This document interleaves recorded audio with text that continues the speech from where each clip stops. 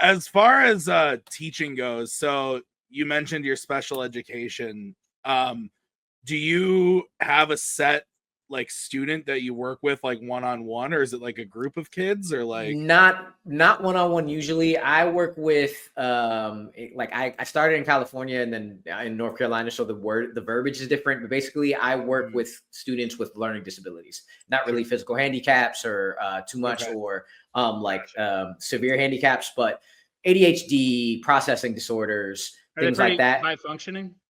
They are gen ed kids. You would never know. Sick. So like if growing up you were ever in a class in middle school or high school and you had two teachers in the class for some reason, you had special education kids in your classroom.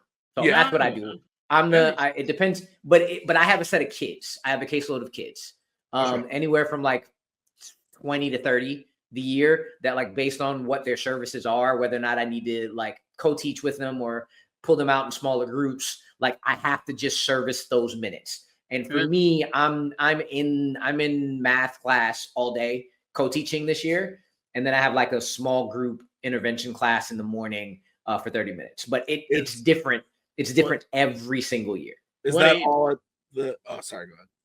What age roughly? Is it like middle school? Middle school for me, because I started in middle school. I really loved the school I was at. I wanted to go to high school, never could get it. I came over to Charlotte, was thinking about high school, and then I realized I look like them. And both for the men and the women, it's just different problems that I don't want.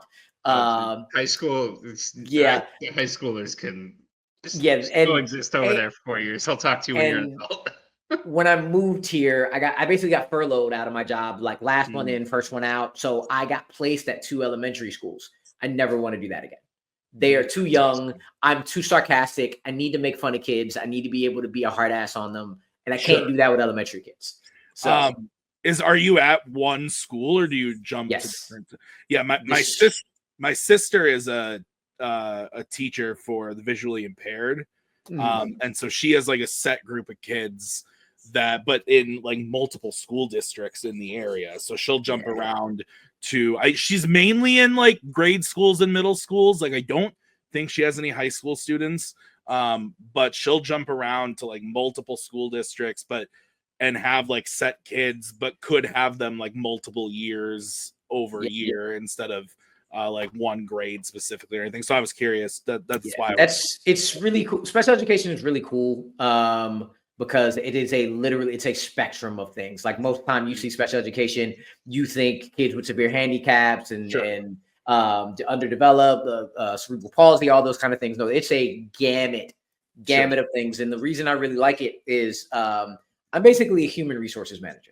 Like I went to school for business. And when I figured out as a special education teacher, look, I'm negotiating things in this IEP. So this contract on how to work with this kid, I am calling parents and counselors and teachers, and I'm managing these children. And it's like, yes, I teach math. And I've taught English, I've taught math, I've taught science.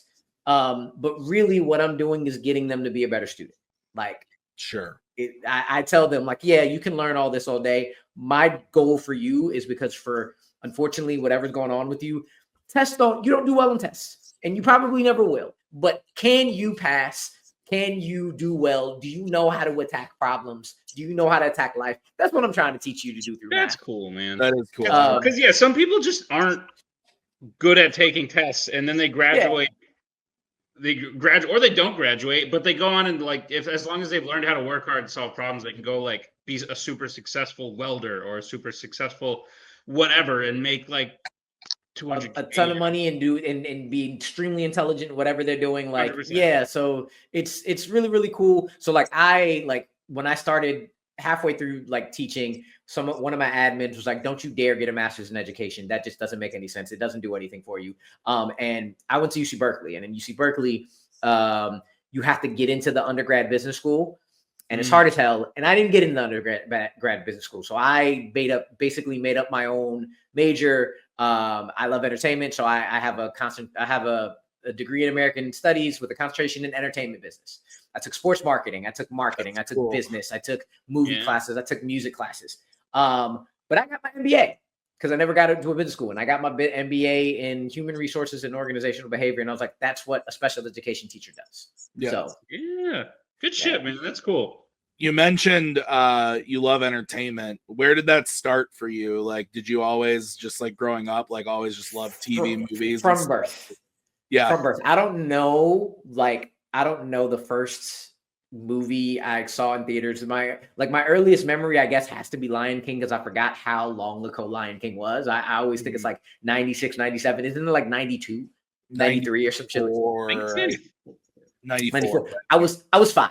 But I also saw The Quick and the Dead in theaters. I'm pretty sure I saw Pulp Fiction in theaters. I saw everything in theaters. My dad my dad pretty early on realized that me and my brother were really mature and was like, look, you can watch whatever the hell you want. Just don't act an ass. Or I'm going to kick your ass. And we were smart enough to be like, get our ass kicked, watch and listen to whatever we want. We're going to be good kids to be able to do what we want. So it's from birth. And like, the one thing I always say is like, that's just my family. Like, I got my movie loving, entertainment loving stuff from my dad. So like my little nephews, my nephew's first movie was at 6 months old. Why Do Fools Fall in Love? So that's just our family. That's just my family. Awesome. That's awesome.